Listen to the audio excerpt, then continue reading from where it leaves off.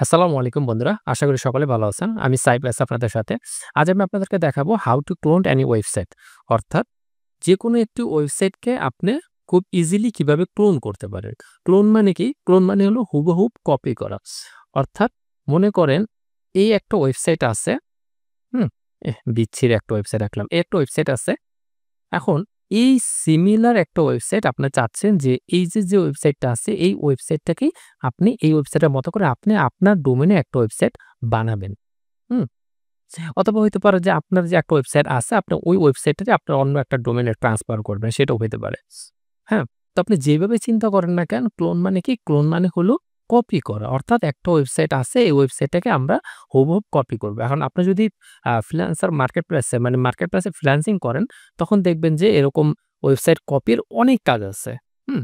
তো ক্লায়েন্ট বলবে একটা সাইট দিয়ে বলবে যে এরকম সিমিলার একটা সাইট বানায় দাও। তো আপনি আ যদি কোডিং করে বানান বা ওয়ার্ডপ্রেস দিয়ে বানান সেক্ষেত্রে অনেক টাইম লাগবে। আর যদি সাইট অনেক বড় হয় সেক্ষেত্রে ওইভাবে করতে হবে। বাট যদি ছোট সাইট হয় বা ছোট বা মাঝারি ধরনের সাইজের সাইট হয়, তো আমি এই যে এখন যে সিস্টেমটা দেখাবো, এই সিস্টেমটা আপনি খুবই ইজি ওয়েতে মানে কোনো প্রকার ঝামেলা ছাড়া খুবই তাড়াতাড়ি আপনি ক্লোন করে ফেলতে পারবেন। তো চলুন শুরু করা যাক।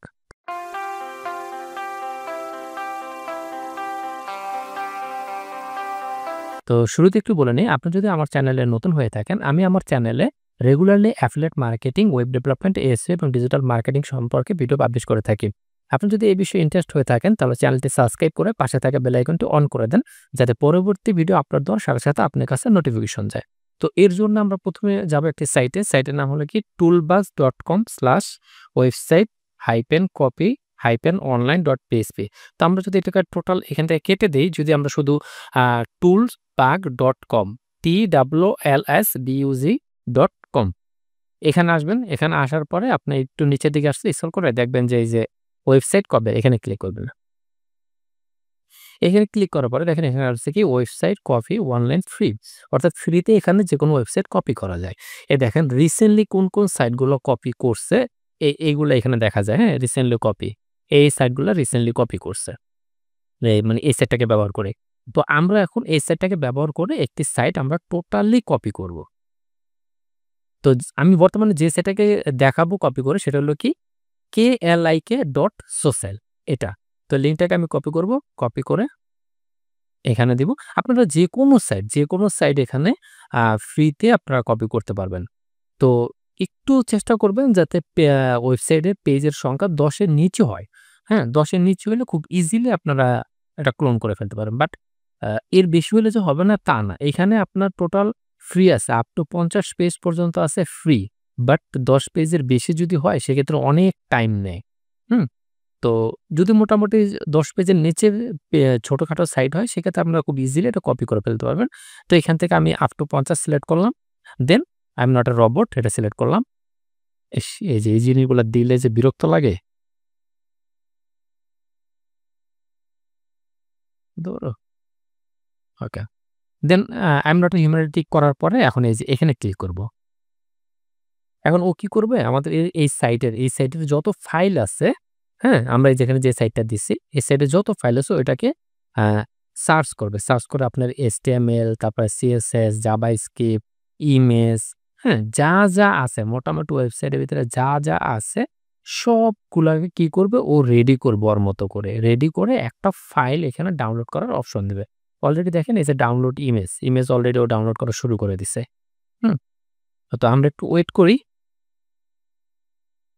একটু টাইম লাগবে, হ্যাঁ? যদি আপনার নেটের স্পিড অনেক বেশি হয়, তারপরেও আপনার আ সাইটের সংখ্যা যদি খুব ছোট হয়, সেক্ষেত্রে বেশি টাইম লাগে না। এই যে দেখেন অলরেডি কমপ্লিট হয়ে গেছে। এখন এই যে আমার নিচে পার্সেন্টেজ উঠতেছে। আম ডাউনলোড ইমেজ ২৫%, ৪১%। এই এররটা দেখা মানে এররটা দেখার দরকার নাই। কারণ হচ্ছে ওই যে টাইমিং শেষ হয়ে গেছে তো এইজন্য একটা এরর আসতেছে। বাট আমাদের যেটা হওয়ার ওটা অলরেডি হইতেছে। আচ্ছা জাভাস্ক্রিপ্ট ৫৮% হয়ে গেছে, ৭৫%, ৯১%। এই তো। এখন দেখেন এই যে ফাইল রেডি, এই যে অলরেডি ডাউনলোড হওয়া শুরু হয়ে গেছে। ফাইল কিন্তু আমাদের ডাউনলোড হয়ে গেছে। হ্যাঁ? এখন আমরা এই ফাইলটাকে যদি একটু ওপেন করি, দেখি কি হয়। হ্যাঁ? এটাকে আমরা আ যে পুরা স্ট্যাক করে নেই। ওকে, কোথায় গেল? এই যে। এখন দেখেন, এই হলো আমাদের টোটাল ফাইলগুলা। আমরা যেই ওয়েবসাইটটাকে কপি করলাম এখন, সেই ওয়েবসাইটের ফাইলগুলা এখানে। এখন আমরা যদি একটু এই ফাইলগুলো ওপেন করে দেখি, আমি যদি এটাকে একটু ওপেন দেখেন এখানে কি আছে? এই যে CSS এর যত ফাইল আছে এখানে সব। আচ্ছা, এই যে দেখেন এই যে CSS এর ফাইল আছে। এখান থেকে আমরা চাইলে CSS ফাইল ওপেন করে তারপর এটাকে এডিট করতে পারবো। এখান থেকে এই যে এখান থেকে যে ওয়েবসাইটের এই যে ফেভিকন যেটা আছে সেটা আমরা চেঞ্জ করতে পারবো। হ্যাঁ? মোট কথা হলো আমরা যেটা চেঞ্জ করব ওইটা ওই ফোল্ডারে যেটা যেই জায়গায় আছে, যেই নামে যেই সাইজে আছে, ওইটাকে ওই নামে ওই সাইজেই বানায় দিতে হবে। এরপর এই যে ফন্ট গুলো এখানে আছে। তারপরে আছে যে ইমেজ আচ্ছা এটা হচ্ছে জাভাস্ক্রিপ্ট। ইমেজগুলো এখানে আছে। কত ইমেজগুলো ইউজ হইছে এই সাইটে। সব ইমেজগুলো কিন্তু এখানে আছে। হ্যাঁ? তো এখন আমরা যদি এই পেজটাকে আমরা যে কপি করলাম এটা কি টোটাল ঠিকঠাক মতো হইছে কিনা? আমরা যদি এটাকে একটু ওপেন করার চেষ্টা করি। আচ্ছা, এটা আমি ওপেন দিয়া ক্রম দেখেন একবারে টোটাল যেরকম ছিল এই যে, হ্যাঁ? এটা কিন্তু অরিজিনাল সাইট, হ্যাঁ? এটা দেখেন যে URL টা অরিজিনাল। এটা যা আছে আমারও কিন্তু এইখানে টোটাল তাই। এটা কিন্তু হচ্ছে আমার এই যে লোকাল, হ্যাঁ? হ্যাঁ, এটা কিন্তু এই যে পিসি ড্রাইভের থেকে ওপেন হইছে। আর ডি ফোল্ডারে আছে। আচ্ছা, দেখেন এটার মধ্যে কি কোনো পার্থক্য আছে? এইটা যা আছে এখানেও কিন্তু তাই আছে। দেখেন, হুম? সুন্দরভাবে কত ইজিলি কপি হয়ে গেছে। তো এখন যদি আমরা একটু আরেকটা ফাইল যদি একটু ওপেন করি দেখি, প্রত্যেকটা দেখুন খুব সুন্দরভাবে ওপেন হইছে। বাট এই ডিজাইনগুলো দেখেন। এই ডিজাইনগুলো যদি আমি প্রত্যেকটা আলাদা করতে চাইতাম সেক্ষেত্রে কি হইতো? আমার অনেক টাইম লাগতো। বাট এই সাইটের মাধ্যমে করাতে অনেক ইজি হয়ে গেছে বিষয়টা। হ্যাঁ? এখন এই টোটাল জিনিসটাই কি করবেন? এই টোটাল জিনিসটাই হইছে আপনি আপনার ক্লায়েন্টের অথবা আপনি যেই ডোমেইনে এটাকে ট্রান্সফার করতে চাইতেছেন, আপনি সেই ডোমেইনে কি করবেন? এটাকে একটা জিপ ফাইল করবেন। ১ম এ এডিট যা করার আগে করে নিবেন। করে দেন এডিট করতে গিয়ে খেয়াল করবেন আপনার প্রত্যেকটা জিনিসের যেন যেই নামে আছে আপনি শুধু ওই নামেই রাখবেন। এখানে যদি কোনো ইমেজ চেঞ্জ করতে চান, তাহলে ওই ইমেজটা যেই সাইজের আছে যেমন এটা আছে কি ১৯২০/১০৮০ তো আপনাকে ১৯২০/১০৮০ রাখতে হবে প্লাস এই যে যেই ইমেইলের মানে ইমেজের যে নামটা আছে না এই নামটাই রাখতে হবে। কিচ্ছু করার নাই। আর না হলে আপনি ঝামেলায় পড়ে যাবেন। তো এই সবকিছু ঠিকঠাক হইলে পরে এটাকে কি করবেন? জিপ ফাইল করবেন। যেহেতু আমাদের এই যে জিপ ফাইল করাই ছিল, মানে আমরা যেটা করলাম এই যে জিপ ফাইল। এই জিপ ফাইলটাকে কি করবেন? আপনি আপনার হোস্টিং এ গিয়ে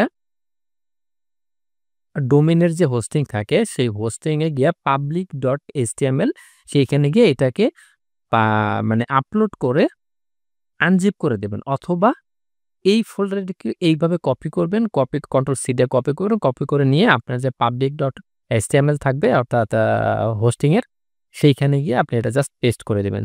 এরপরে আর কোনো কাজ নেই। এই ছিল আজকের ভিডিওতে। ভিডিওটা ছোট কিন্তু ভিডিওটা অনেক ইনফরমেটিভ। আশা করি যারা ওয়েব ডেভেলপার আছেন মানে ওয়ার্ডপ্রেস নিয়ে কাজ-কাম করেন তাদের ভিডিওটা খুব উপকারে আসবে। তো ভিডিওটা থেকে যদি আপনার বিন্দু পরিমাণ হেল্প হয় তাহলে অবশ্যই ভিডিওটাকে লাইক, কমেন্ট এবং শেয়ার করতে ভুলবেন না। তো এমন সব ইনফরমেটিভ ভিডিও পেতে চ্যানেলটি সাবস্ক্রাইব করে পাশেই থাকবেন। তো আজ এই পর্যন্তই।